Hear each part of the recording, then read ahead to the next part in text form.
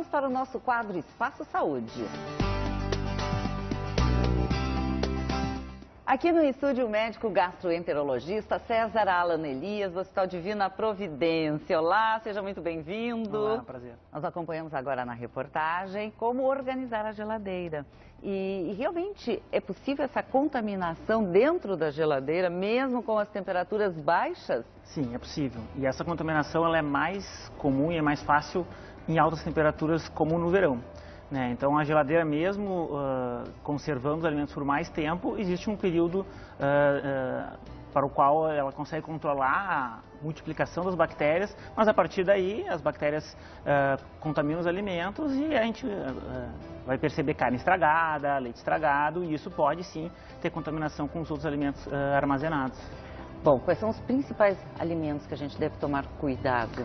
Sim, alimentos consumidos crus, e alimentos de origem animal são os que têm mais potencial para contaminação. Então, a gente tem os ovos que foram citados na matéria, leite. Então, esses alimentos eles têm uma duração menor e um risco de contaminação tanto por bactérias quanto por toxina produzida pelas bactérias maior do que os outros alimentos. Então, aí a atenção tem que ser redobrada. Frios entram também nessa classificação. E a gente, às vezes, nem percebe que um alimento possa estar estragado, digamos assim?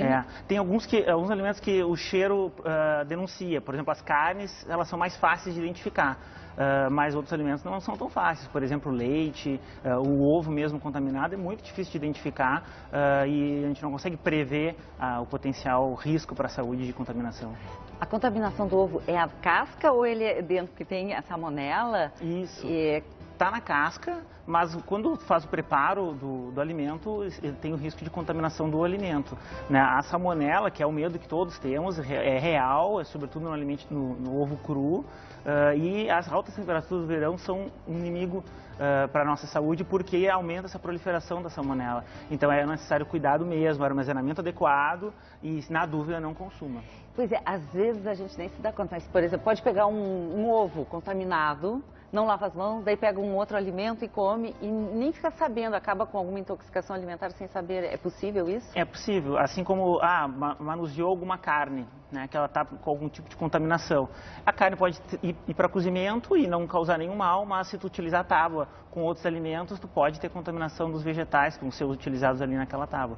Então, lavagem de mãos é fundamental e essa atenção para esses alimentos que são consumidos crus ou que têm uma duração menor, ela tem que ser extremamente alta, principalmente no verão. Claro que no nosso inverno os alimentos tendem a durar mais, mas a atenção é importante. Falaste em tábua.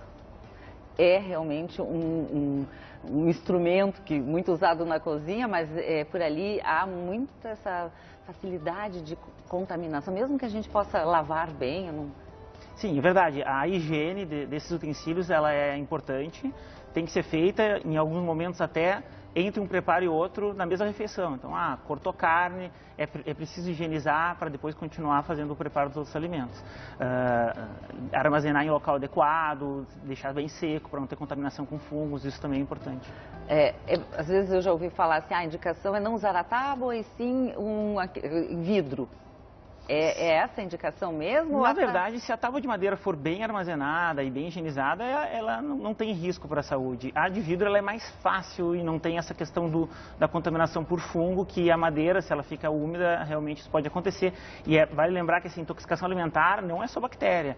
Fungo e parasitas também podem causar. Então tem que ter essa atenção. E aí, como é que a gente sabe que pode estar com alguma intoxicação alimentar? Quais são os primeiros sinais? Os sintomas são bem inespecíficos, que são náusea, vômito, diarreia e dor abdominal.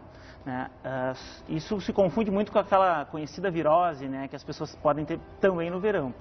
O que vai nos diferenciar principalmente é o fato de outras pessoas que consumiram aquele mesmo alimento terem os mesmos sintomas com início mais ou menos no mesmo período, que varia entre 24 e 48, pode chegar até 72 horas, mas não é o usual. Normalmente 48 horas é o início dos sintomas. Quando a gente tem alguém com esse sintoma, a gente tem que ver, na família, tem mais alguém sentindo a mesma coisa? Quem fez as mesmas refeições juntos também está sentindo? Isso nos ajuda a pensar, isso é uma intoxicação alimentar ou não, isso simplesmente é uma virose. Sobretudo porque a virose, o vírus, a gastroenterite viral, que é muito comum, ela passa de pessoa para pessoa. Então, pode ter na mesma casa, mas aí o meu filho se contaminou na escola, daqui a 2 dias eu começo a ter sintoma, daqui a 3 dias a minha esposa começa a ter. Então, o quadro viral passa de pessoa a pessoa. A intoxicação alimentar tende a começar todas ao mesmo tempo. Isso nos ajuda, é uma dica de consultório que a gente usa para tentar diferenciar uma coisa da outra. E, por exemplo, quem está com algum sintoma, até onde ele pode, o que ele deve fazer, quando procurar um médico? Sim, no início, certamente, hidratação é o principal, né? Ingerir bastante água, porque o principal risco das gastroenterites é desidratação, sobretudo nos idosos e nas crianças. E naqueles que têm imunidade diminuída. Então, primeira coisa, se hidratar muito. Segundo, se não está conseguindo se hidratar, ou seja, está com muito vômito, não está conseguindo controlar com medicação para vômito, isso é um sinal que indica procurar médico. Porque aí a gente vai com algumas medicações controlar esse sintoma e permitir que a pessoa se hidrate. Febre alta, sangramento nas fezes, pus nas fezes, isso tudo indica procurar atendimento de emergência. Lá vai procurar o Hospital Divina Providência, na emergência, que o médico que atender vai conseguir identificar, porque tem alguns casos que precisam de antibiótico. Mas não são todos e não são a maioria, são a minoria deles. Mas os casos mais graves, que tem risco de disenteria e desidratação, esses a gente acaba tendo que usar eventualmente até antibiótico. Então, atenção no risco de desidratação e nesses sinais, né? Febre alta e essas eliminações diferentes nas fezes. Então, nos primeiros sinais, no primeiro dia, por exemplo, que tipo de alimentação? Às vezes a pessoa nem consegue se alimentar, né? É verdade. Então, o que a gente orienta?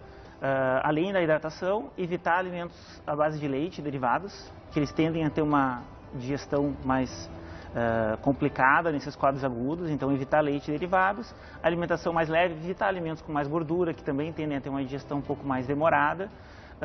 E não inventar muito, comer o que está acostumado a comer. E isso ajuda a passar esse período de intoxicação de uma forma melhor. Bom, a principal recomendação agora, está chegando o final do ano, vem as férias, a principal recomendação para a gente conseguir prevenir esse tipo de problema, porque realmente acaba atrapalhando muitas vezes, né, uma viagem ou até uma festa. Não, sem dúvida. Fundamental, lavagem de mãos, atenção no armazenamento dos alimentos, evitar, se tem que levar um lanche, procura alimento que é mais difícil de estragar, às vezes até algum alimento industrializado nessa situação é melhor, porque evitar adquirir e ingerir alimentos que tu não sabe muito bem a procedência. Na beira da praia, é complicado, isso né? é complicado, beira da praia é complicado porque tu não sabe a procedência, não sabe como foi preparado e ainda tem o calor que tende a aumentar o risco de intoxicação. Então, os ambulantes, a gente tem que ter muita atenção em relação a isso, porque o risco não é pouco de intoxicação, é bem frequente. Todo mundo conhece alguém que teve algum quadro de diarreia e isso pode ser evitado ou pelo menos minimizado com esses cuidados. Então, muito obrigada por todas essas orientações e recomendações. Obrigada. Eu que agradeço o espaço. Obrigado. Bom, agora...